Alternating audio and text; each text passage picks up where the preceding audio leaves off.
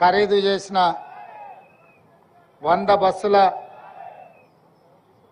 ప్రారంభోత్సవ కార్యక్రమానికి అధ్యక్షత వహించిన మిత్రుడు రవాణా శాఖ మంత్రివర్యులు పొన్నం ప్రభాకర్ గారు, కార్యక్రమంలో ముఖ్య అతిథులుగా విచ్చేసిన ఉప ముఖ్యమంత్రి వర్యులు బట్టి విక్రమార్క గారు, మిత్రులు మంత్రివర్యులు దుద్దిల్ల శ్రీధర్ బాబు గారు, సోదరుడు పెద్దలు కోమటిరెడ్డి వెంకటరెడ్డి గారు, సోదరిమణి సీతక్క గారు, అదేవిధంగా చాలామంది మా శాసనసభ్యులు, రవాణా శాఖ ఎండి సజ్జనార్ గారు, టిఆర్ఎండ్బి ప్రిన్సిపల్ సెక్రటరీ శ్రీనివాస్ రాజ్ గారు, ఇతర అధికారులు, అదేవిధంగా అత్యంత సన్నిహితులైన ఆర్టీసీ కార్మికులకు అందరికీ కూడా హృదయపూర్వకంగా నమస్కారాలు, ధన్యవాదాలు. మిత్రులారా, తెలంగాణ రాష్ట్ర సాధనలో ఆర్టీసీ కార్మికుల పాత్రను ఎవరు మర్చిపోలేరు. ఆనాడు రాజకీయ పార్టీలు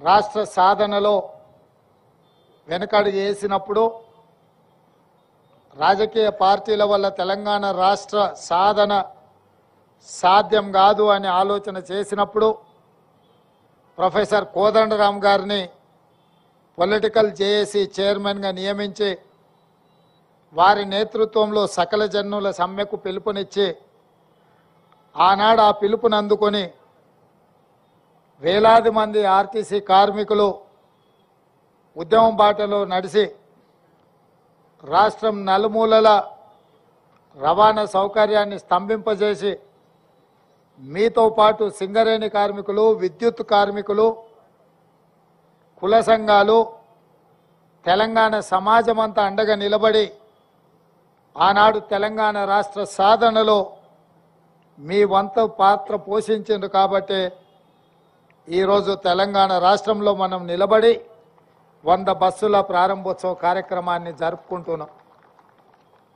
రాష్ట్రం వచ్చినాక మీ సమస్యలన్నీ పరిష్కారం అవుతాయని మీ కార్మిక సంఘాలను పిలిచి ఆనాటి ప్రభుత్వాలు చర్చలు జరిపి దీర్ఘకాలికంగా అపరిష్కృతంగా ఉన్న మీ సమస్యలు పరిష్కారం అవుతాయని మీరందరూ భావించినరు, మేము కూడా భావించినాం. కానీ దురదృష్టవశాత్తు తెలంగాణ ప్రజల కోసం తెలంగాణ ప్రజలు ఎన్నుకున్న ప్రభుత్వం కార్మికులను శత్రువులుగా చూసి మీరు తెలంగాణ రాష్ట్రంలో సమ్మెకు పిలిపిస్తే దాదాపుగా 90 రోజులు మీరు సమ్మె చేపట్టిందని నేను అనుకుంటున్నా. రోజు దాదాపుగా నెలల కొద్దీ మీరు సమ్మె చేసినా ఆనాటి ప్రభుత్వం మీతో చర్చలు జరపలేదు. 36 మంది కార్మికులు తెలంగాణ రాష్ట్రంలో సమ్మె సందర్భంగా చనిపోయినరు. కనీసం ఆ కుటుంబాలను ఆదుకోవాలన్న ఆలోచన కూడా ఆనాటి ప్రభుత్వాలు ఆలోచన చేయలే. మీ కార్మికుడే ఖమ్మం జిల్లా వాసి పెట్రోల్ పోసుకొని తగలబెట్టుకున్నప్పుడు అతను చావు బతుకుల మధ్యలో ఉంటే ఓవైసీ హాస్పిటల్లో మేమందరం వచ్చి ఆ కార్మికును పరామర్శించడం జరిగింది. ఆ తర్వాత వారు మరణించడం జరిగింది. ఆ కుటుంబానికి ఆర్థికంగా లోటు లేదు. ఆర్టీసీ ఉద్యోగం లేకపోయినా బ్రతకగలిగే స్తోమత ఉన్నా వేలాది మంది సహచర కార్మికుల సమస్య పరిష్కారం కావాలి, ఆనాటి ప్రభుత్వానికి కనువిప్పు కలగాలి అని ఆ కార్మికుడు ప్రాణత్యాగం చేసిండు. అయినా మీ కార్మిక సంఘాలను రద్దు చేసిండ్రు తప్ప కార్మిక సంఘాలతోని ఆనాటి ప్రభుత్వం చర్చలు జరిపే ప్రయత్నం చేయలేదు. మీ సమస్యను పరిష్కరించాలన్న ఆలోచన చేయలే. నాకు తెలిసి ఆ రోజే మీ సంఘాలను రద్దు చేసి మీ కార్మికుల సమస్యలను చర్చల ద్వారా పరిష్కరించని ప్రభుత్వాన్ని రద్దు చేయాలని ఆ రోజే మీరు సిద్ధమైనరు.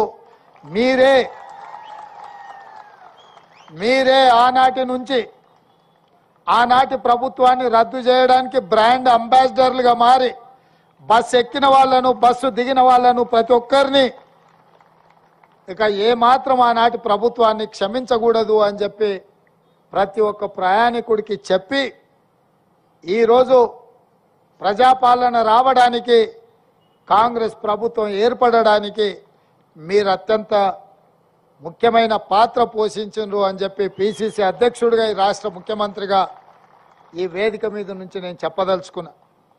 అందుకే మిత్రులారా, ఎన్నికల సందర్భంగా మేము ఎన్నికల మేనిఫెస్టోలో పెద్దలు శ్రీధర్ బాబు గారు ఆడబిడ్డలందరినీ కూడా ఉచిత బస్సు రవాణా సౌకర్యాన్ని ఏర్పాటు చేయాలి అని వారు నిర్ణయించారు. ప్రభుత్వం ఏర్పడ్డ ఎంబడే వారు ఆదేశించారు. 7 తారీఖు నాడు ఎల్బీ స్టేడియంలో మేము ప్రమాణ స్వీకారం చేస్తే 9 తారీఖు నాడు 48 గంటల్లోపే ఈ కార్యక్రమాన్ని ప్రారంభించాలి అని చెప్పి మీ అధికారులకు మీ ఎండీకి పిలిచి మాట్లాడితే తప్పకుండా ఏర్పాట్లు చేస్తామన్నారు. 48 గంటల్లోనే శ్రీమతి సోనియా గాంధీ గారు హైదరాబాద్కు వచ్చి ఇచ్చిన హామీని, మొట్టమొదటి హామీని అమలు చేసిన చరిత్ర ఆర్టీసీ కార్మికులది. ఈరోజు రాష్ట్రంలో కానీ జరుగుతున్న శాసనసభలో 15,21,00,000 మంది ఆడబిడ్డలు ఆర్టీసీలో ఉచిత బస్సు రవాణా సౌకర్యాన్ని వినియోగించుకున్నారు. దీనికి దాదాపుగా 531 కోట్ల రూపాయల ఖర్చు అయింది అని చెప్పి లెక్కలు చెప్తున్నాయి.